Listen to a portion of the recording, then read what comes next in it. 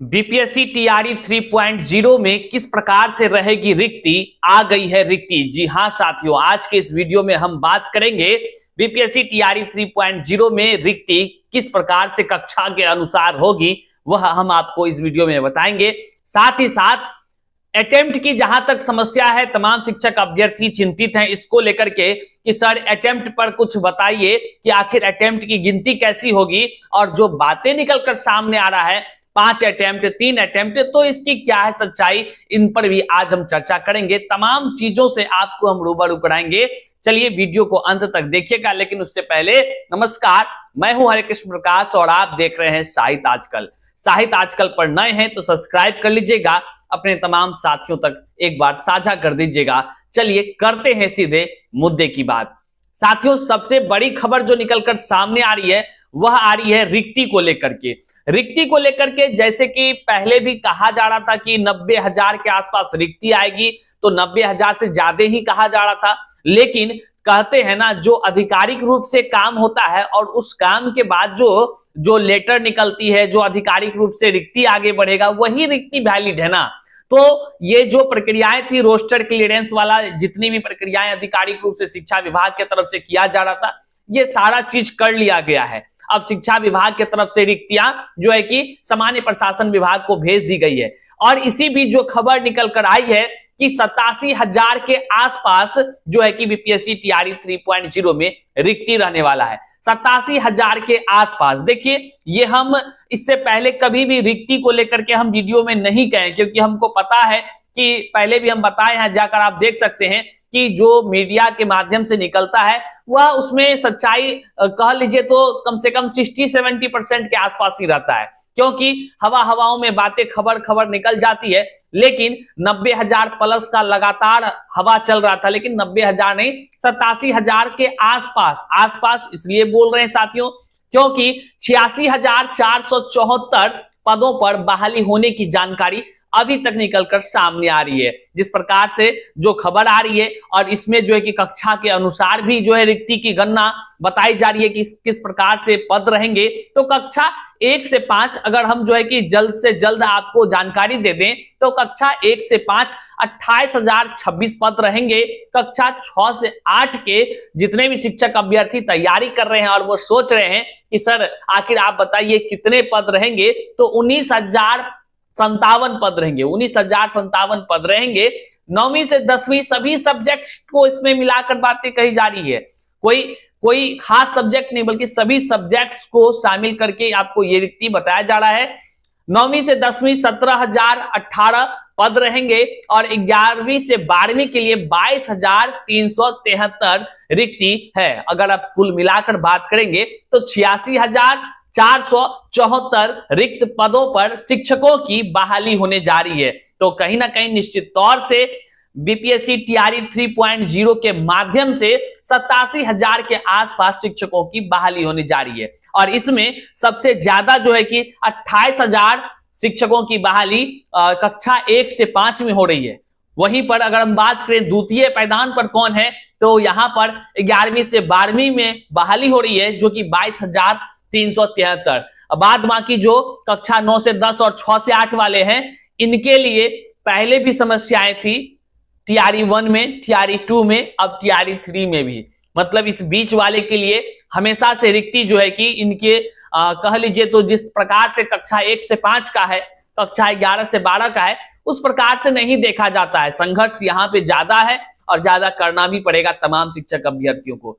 अब सवाल उठता है कि आखिर जो अटेम्प्ट की बातें हैं, तो अटेम्प्ट किस प्रकार से रहने वाला है और किस प्रकार से अटेम्प्ट की गणना, सबसे बड़ी यही बात तमाम शिक्षक अभ्यर्थियों के मन में है कि अटेम्प्ट की गणना किस प्रकार से की जाएगी और वास्तविकता क्या है अटेम्प्ट को लेकर के। तमाम तरह से खबरें निकलकर सामने आती है कि 5 अटेम्प्ट कर दिया गया है। सभी बराबर लोग मैसेज करते रहते हैं और कहते हैं भैया 5 अटेम्प्ट कर दिया गया, आप कुछ बताइए ना, आप कुछ क्यों नहीं बोल रहे हैं अटेम्प्ट को लेकर।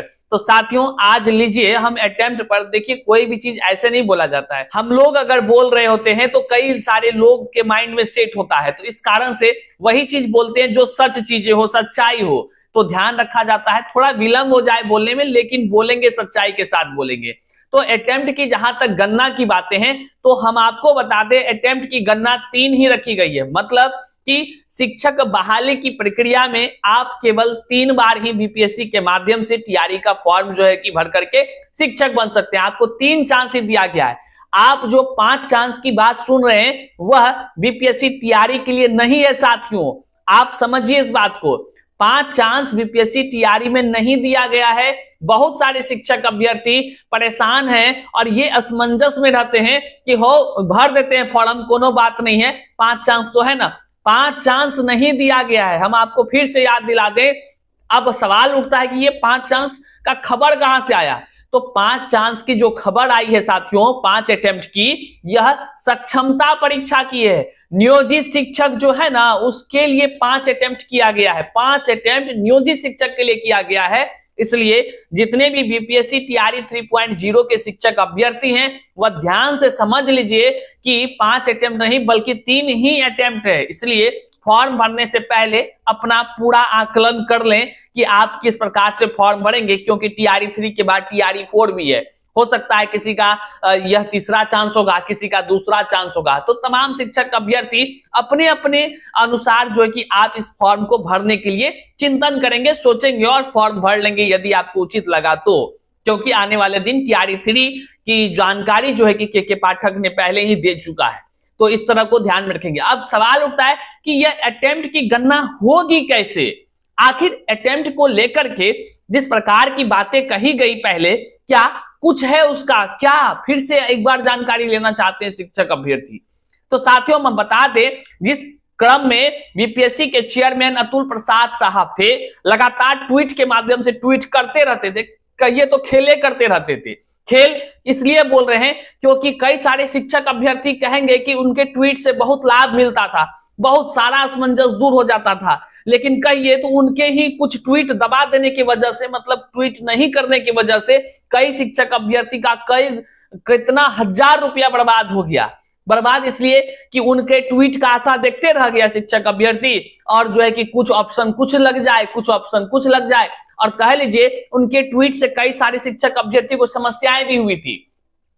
आप लोग भुक्तभोगी होंगे उसके कि उन्होंने पहले ट्वीट किया था, उसके आधार पर लोग फॉर्म भर दिए और फिर बाद में ट्वीट कर दिया दूसरा बार, और फिर फॉर्म को कैंसिल कराकर फिर से जो है कि एडिट कराना पड़ा था। तमाम एडिट तो नहीं हुआ था और फिर कैंसिल कराकर फिर से भर दिया। हम खुदे जो है कि कह लीजिए तो हमारा 3000 बर्बाद हुआ था। लेकिन इस बार तमाम शिक्षक अभ्यर्थी जो है कि असमंजस में ना रहे। 3 अटेम्प्ट की गणना हम आपको बताते रहे कैसे है। जिस प्रकार से यह नियम पहले बना था और पहले जो कही गई बातें थी और वहीं से गिनती स्टार्ट हुआ है, इस बात को आप समझ रहे हैं ना। गिनती आपकी स्टार्ट वहीं से हुई है, टीआरई 1 से। तो जो आदमी टीआरई 1 का परीक्षा दे दिया उसका 1 अटेम्प्ट गिना गया। टीआरई 2 का फॉर्म भरा, परीक्षा दिया, 2 अटेम्प्ट गिना गया। अगर वह व्यक्ति टीआरई 3 का फॉर्म भरता है तो उसकी गणना तीसरी गिनी जाएगी, अर्थात 3 चांस उनका हो जाएगा इस टीआरई 3 में।